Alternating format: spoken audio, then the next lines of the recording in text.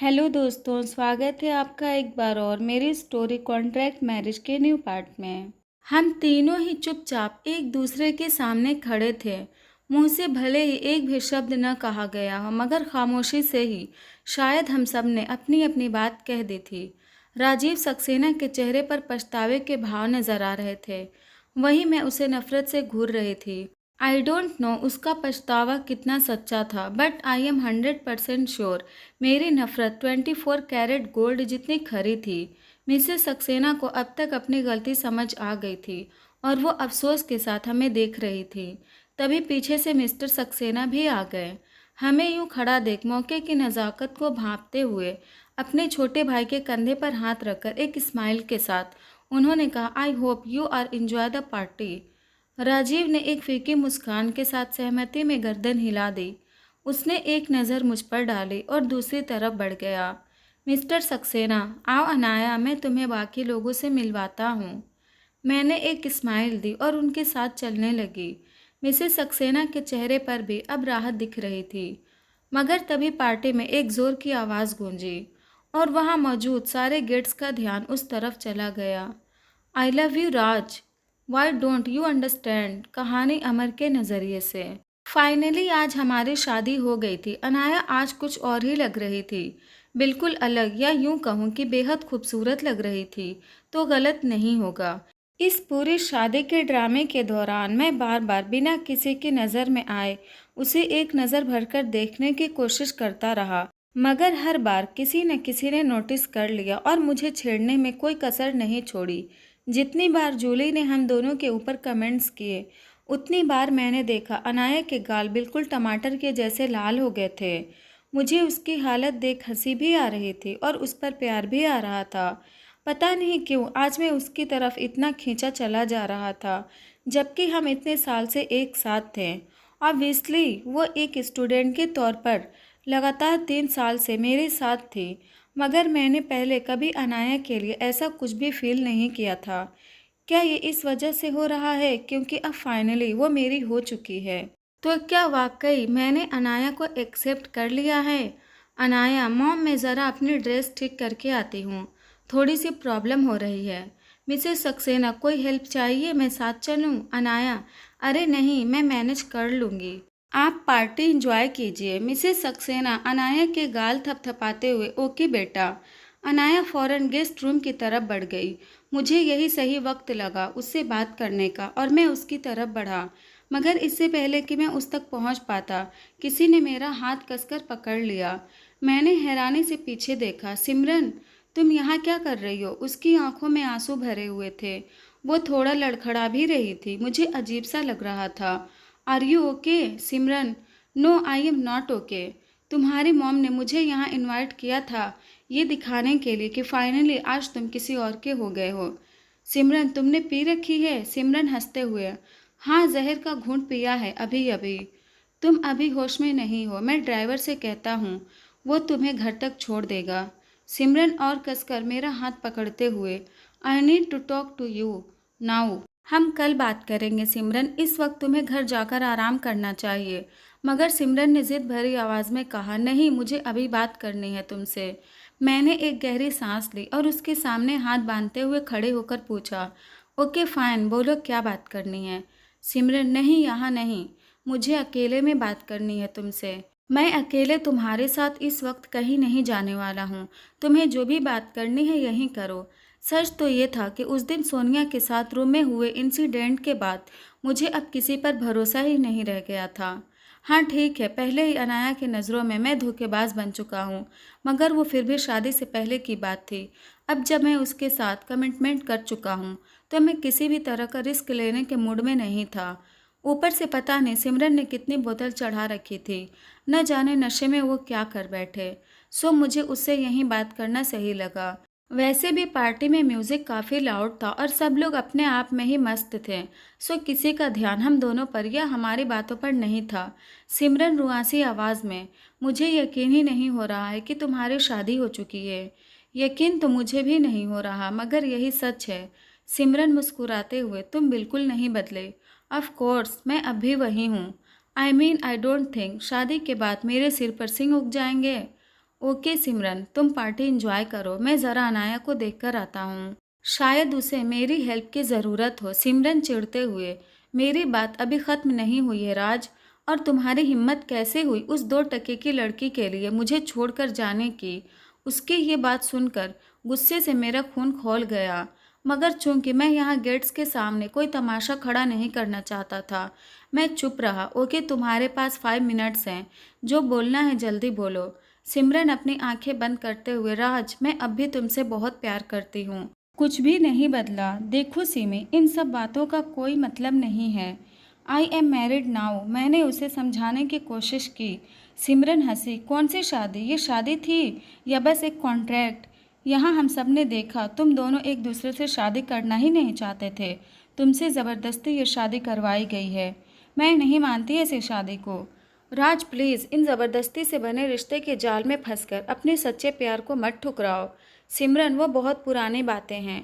भले ही गलत फहमी से ही हमारा रिश्ता टूटा हो, मगर ये भी सच है कि उसके बाद मैंने कभी तुम्हारे बारे में नहीं सोचा। और फिर चाहे मजबूरी में ही सही, अगर मेरा रिश्ता अनाया से जुड़ा है तो बेशक मैं इस रिश्ते को पूरी ईमानदारी से निभाऊंगा भी। And I repeat Simi, I don't love you. Simran की आंखों से आंसू बहने लगे। उसने झल्लाते हुए कहा, मुझे तुम्हारी इस बात पर ज़रा भी यकीन नहीं है। This is unbelievable. सिमरन, मेरी शादी हो चुकी है, क्या ये काफ़ी नहीं है तुम्हें यकीन करने के लिए? सिमरन मुस्कुराते हुए, बिल्कुल नहीं। एक पल को तो मुझे भी लगा था कि तुम शायद सचमुच उस लड़की से प्यार करते हो, मगर उस 2 टके की लड़की के सामने मैं कैसे अपना प्यार हार जाती। मैंने सब कुछ पता किया है उसके बारे में। वो तो किसी और से ही प्यार करती थी, हमेशा से। और तुम मुझसे प्यार करते हो। एंड आई एम श्योर हमेशा करते रहोगे। बस अब मुझसे और बर्दाश्त नहीं हो रहा था। दूर रहो अनाया से, उसे इन सब में घसीटने की कोई ज़रूरत नहीं है, मैंने उसे वार्निंग देते हुए कहा। सिमरन गुस्से में, बीच में तो अब वो आ ही चुकी है हम दोनों के, और उसे इसकी सज़ा भी मिलेगी। मैं तुम्हें जो भी समझाती हूँ, तुम हमेशा उससे अलग ही क्यों निकलती हो? क्यों कर रही हो ये सब? सिमरन गुस्से में चिल्लाते हुए, because I love you so much Raj. Why don't you understand? इस बार सिमरन इतनी तेज़ आवाज़ में चिल्लाई थी कि म्यूज़िक भी उसकी आवाज़ को दबाने में नाकाम थी। नतीजा, सारे गेट्स हैरानी से हम दोनों को देखने लगे। जिस सिचुएशन से मैं बचना चाह रहा था, आखिर में वही हो रहा था। सिमरन की तेज़ आवाज़ सुनकर मॉम, डैड और अनाया का ध्यान भी इस तरफ चला आया। अनाया, क्या हो रहा है यहाँ? ओ हेलो मिस सिमरन, आप भी यहाँ आई हैं? आपको देखकर अच्छा लगा, कहते हुए अनाया सिमरन को देखकर मुस्कुराई, मगर सिमरन तो जैसे उसे खार खाए बैठी थी। सिमरन गुस्से को दबाते हुए, हाँ, मुझे किसी ने बताया था कि यहाँ तुम्हारा मातम मनाया जा रहा है, सो मैं चली आई। सिमरन, माइंड योर लैंग्वेज। मुझे अब बहुत तेज़ गुस्सा आ रहा था। मैं ही जानता हूँ मैं कैसे खुद को कंट्रोल कर रहा था।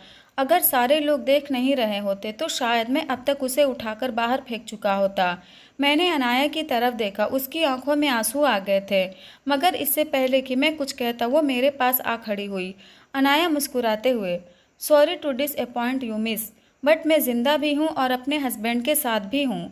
सिमरन गुस्से में अनाया की तरफ बढ़ी, मगर मैं और डैड दोनों ही तुरंत उसके सामने आ खड़े हुए। मिस्टर सक्सेना गंभीर आवाज़ में, तुम्हें यहाँ किसने इनवाइट किया? सिमरन गुस्से में, आपकी वाइफ ने। जानबूझकर किया ना आप सबने ये सब? क्या उनको नहीं पता था कि मैं और राज एक दूसरे से प्यार करते हैं? फिर भी आप लोगों ने ज़बरदस्ती उसकी शादी इस लड़की से करवा दी, इससे जो कहीं से भी राज के लायक ही नहीं है।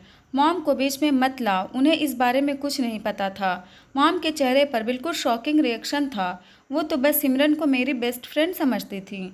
इतने सालों बाद जब वो वापस लौटी थी तो उन्होंने मेरी खुशी के लिए उसे यहाँ इनवाइट कर दिया था, मगर अब जाहिर है उनको अपने इस डिसीजन पर पछतावा हो रहा था। मिस्टर सक्सेना, इससे पहले कि मैं गार्ड्स को बुलाकर तुम्हें बाहर फेंकवा दूँ, चुपचाप अपनी मर्जी से यहाँ से चली जाओ।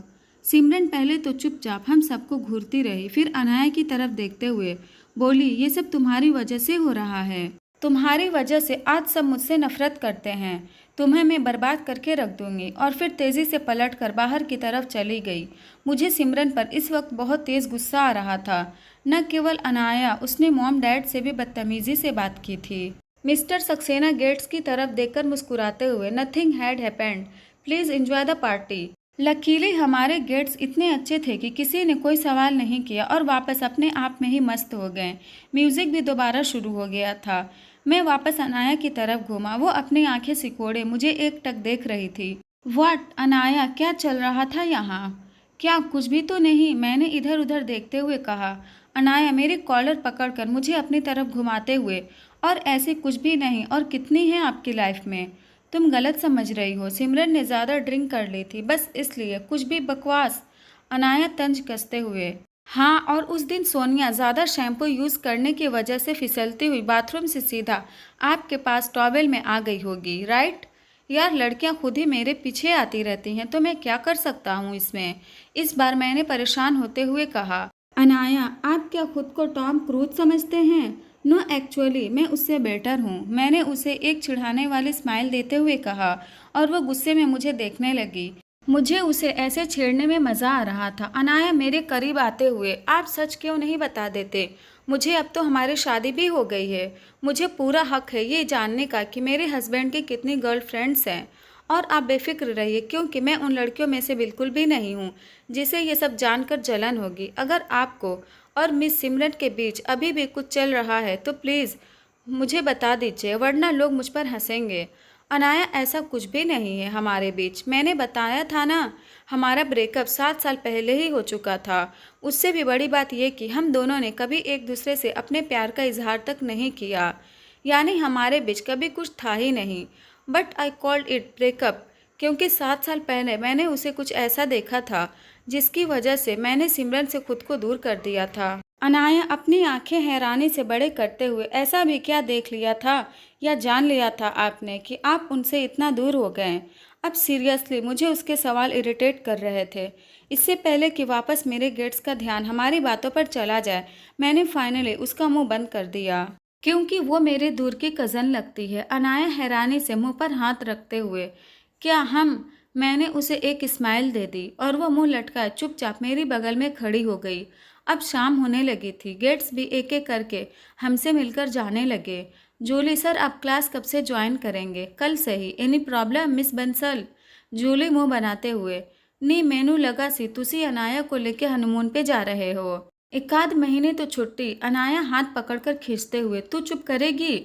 जूली दांत दिखाते हुए, कुछ गलत बोल दिया? फिर झट से उसने उसे गले से लगा लिया और हम दोनों को ही कॉन्ग्रेचुलेट करते हुए वहां से चली गई। मैं अब तक बुरी तरह थक चुका था। अब बस कैसे भी अपने रूम में पहुंचकर मुझे सोना था। अपने रूम में पहुंचते ही मैं लाइट ऑफ कर सीधा बिस्तर पर लेट गया। थोड़ी देर में मुझे नींद आ गई, मगर अचानक मुझे फील हुआ जैसे कोई और भी मेरे बेड पर है। एक झटके से मेरी नींद हवा हो गई।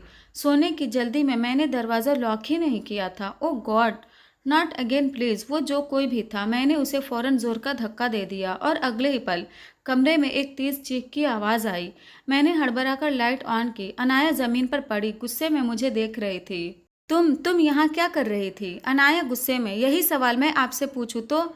आप मेरे रूम में क्या कर रहे हैं? एक्सक्यूज़ मी, तुम्हारा रूम? ये मेरा रूम है और तुम यहाँ बिना मेरी परमिशन के घुस आई हो। अनाया झल्लाते हुए, ये मेरा रूम है और अंकल ने खुद मुझे ये बताया है, इसलिए आपको यहाँ घुसने से पहले मेरी परमिशन लेनी चाहिए थी। समझे आप? इसी वक्त यहाँ से बाहर जाइए। ये मेरा रूम है और मैं यहाँ से कहीं नहीं जा रहा। तुम्हें अगर यहाँ सोना है तो वहीं ज़मीन पर सो जाओ। कहते हुए मैंने एक पिलो और चादर उसकी तरफ फेंक दिया। अनाया गुस्से में पकड़कर मेरा हाथ खींचते हुए, मैं क्यों नीचे सोऊं? आप नीचे ज़मीन पर सोएंगे। मैं बेड के किनारे ही बैठा था, सो उसके खींचने पर मैं बिल्कुल भी संभल नहीं पाया और सीधा अनाया के ऊपर जा गिरा। अनाया के मुंह से फिर से एक चीख निकल गई। Are you okay? चोट तो नहीं लगी तुम्हें? अनाया गुस्से में मुझे धक्का देने की कोशिश करते हुए बोली। आप मेरे ऊपर से हटेंगे तो ओके रहूंगी ना? मैं अब मुझे उसकी पोजीशन पर हंसी आ गई थी। मैं जानबूझकर बिल्कुल नहीं हिला। देखा, तुम भी बाकी लड़कियों जैसे खींची चली आई मेरे पास। यही करना था तो मुझे पहले बता दिया होता। मैंने उसके चेहरे पर आए बालों को हटाते हुए कहा। अनाया ने एक झटके से मेरा हाथ दूर कर दिया। दूर दूर रहकर बात कीजिए मिसेज अनाया राज सक्सेना। मैं आपका लीगल हस्बैंड हूँ और आप तो क्या, मुझे कोई भी आपसे दूर नहीं कर सकता। अनाया परेशान होते हुए, सर प्लीज़ हटिए वरना मैं चिल्लाऊंगी। इससे पहले कि वो चिल्लाती मैंने फौरन उसके मुंह पर हाथ रख दिया, मगर हमेशा की तरह उसने मेरे हाथ पर काट लिया और पूरी ताकत लगाकर जोर जोर से चिल्लाई, आउच। मैंने अगर अपने कानों पर हाथ नहीं रखा होता तो डेफिनेटली मेरे कानों के पर्दे फट जाते, मगर इससे पहले कि मैं अनाया के ऊपर हटता मॉम अंदर आ गई। बस यही कमी थी, लॉक तो दूर कमरे का दरवाज़ा बंद भी नहीं था। मिसेस सक्सेना, क्या हुआ अनाया बेटा, तुम चिल्लाई क्यों? और शिट, मैंने कुछ नहीं देखा, I am sorry. At least door तो लॉक कर लेते तुम लोग, कहते हुए वो तेजी से रूम से बाहर निकल गईं। तो अनाया और अमर की जिंदगी में आगे क्या होने वाला है, ये जानने के लिए इस चैनल को तुरंत सब्सक्राइब कर लें और स्टोरी अच्छी लगी तो वीडियो को भी लाइक करें।